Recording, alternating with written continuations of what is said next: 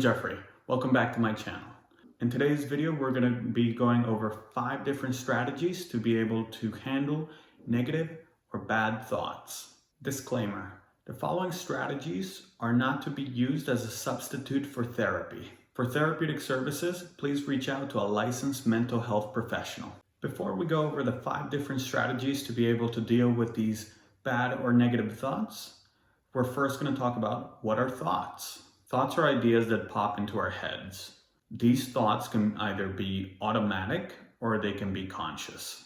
They can come in the form of words or images. Throughout the day, we have many thousands of thoughts. These thoughts are sometimes positive, sometimes neutral, and sometimes negative.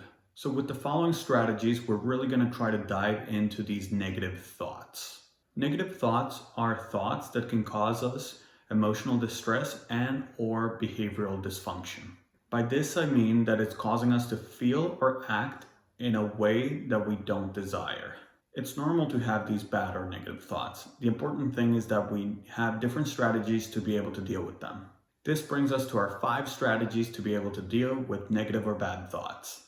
Please be aware that these are simply going to be overviews of these strategies. If you'd like me to do a video that goes further in depth, please let me know in the comments. Strategy number 1, meditation.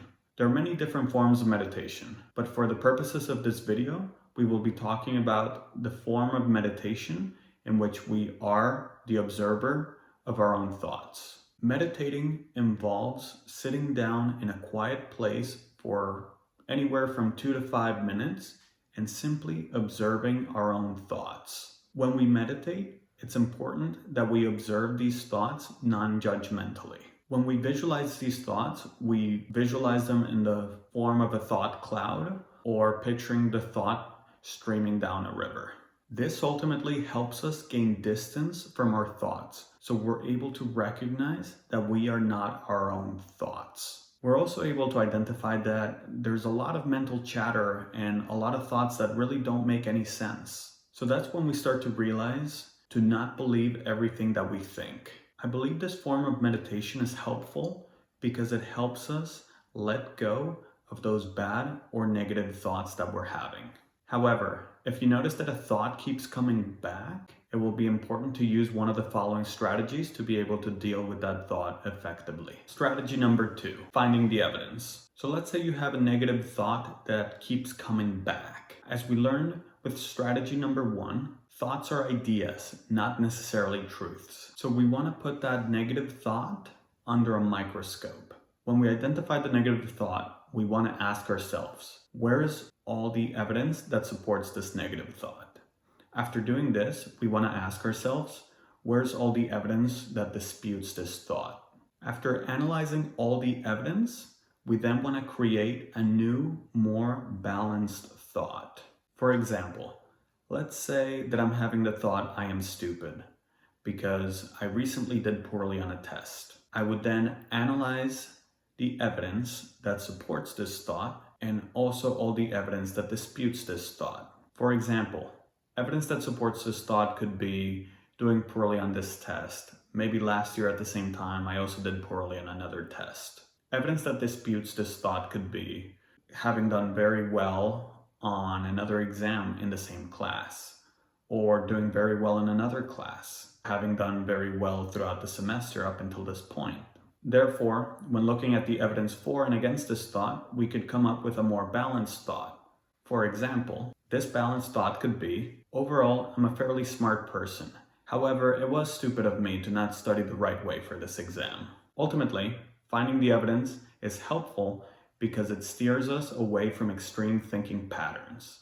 Strategy number 3, reframing through the yes, but technique. Let's say the evidence that supports your negative thought highly outweighs the evidence that disputes such negative thought. We will then want to use the yes, but technique. With this technique, we look at the evidence that supports the negative thought. And at the end of that negative thought, we add the words yes, but, and then complete that sentence. Continuing on with my example from strategy number 2, I would look at the evidence. Yes, I did poorly on my last exam, but And then I would complete the sentence. To complete the sentence, I could say something like, but this doesn't mean that I'll do poorly on future exams. Or I could say, but this doesn't mean I'm stupid.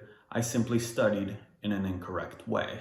This strategy helps us to not personalize or internalize our negative or bad thoughts. Strategy number 4, the double standard dispute. When we have a bad or negative thought, we want to think to ourselves, what would I tell a loved one or a young child who's having this thought? Many times, the way we talk to ourselves is very different to the way we talk to a young child or the way that we would talk to a loved one. So thinking about what we would say to a young child or to a loved one who's having these thoughts helps us respond to our own negative or own bad thoughts that we're having. For example, if a young child was thinking, I am so stupid, what would you tell them? Would you tell them, yes, you are? Probably not. You might say something along the lines of, no, you're not. It will be okay. I am here for you. So in turn, this helps us respond to our own negative or bad thoughts. This is an example of how we should speak to ourselves. We should speak to ourselves in the same way that we would speak to a young child or to someone we love. So if you yourself are having the thought, I am stupid, respond to yourself in the same way that you would respond to a young child or to someone you love. Tell yourself, no, I'm not. It's going to be okay. This strategy is helpful because it helps us come up with empathetic responses to our own negative or bad thoughts. Further, it helps us with kindness and to have more self-compassion. Strategy number 5, refocusing. Sometimes the other 4 strategies don't work, or we simply don't have the time for them. In that case, we would use strategy number 5. Basically, refocusing is the act of engaging in an activity that is mindful and keeps our mind occupied. This is helpful because it distracts us and refocuses away from our bad or negative thoughts.